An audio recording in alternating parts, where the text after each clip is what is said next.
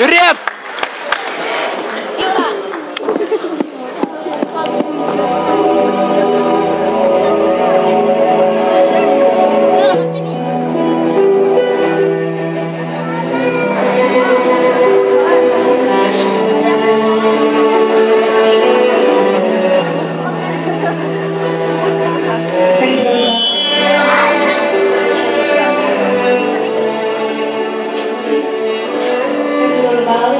Al cuvintelor arogate, ci nu poate fi citit într-o carte. Încercăm prin libertate să răspund la toate, prin ceea ce nu reușim să primim, ci doar imaginație să mă îmbogățim. Cuvântul tău, sufletul meu, de dorul tău, inima suspină.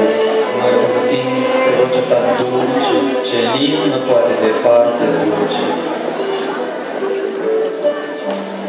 Iubindu-te, care seamă, de tine tu mai aș mai sta o veșnicie, săburând de armonie.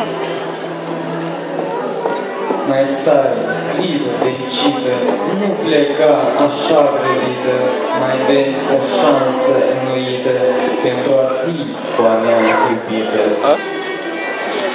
Da. Și știu că e cu nevăsare asupra vorbilor oricare, și-mi tot pumă încercare, vrând în adins să-mi facă aprins, cu sufletul înflăcărat într-un vals al cuvintelor aruncate.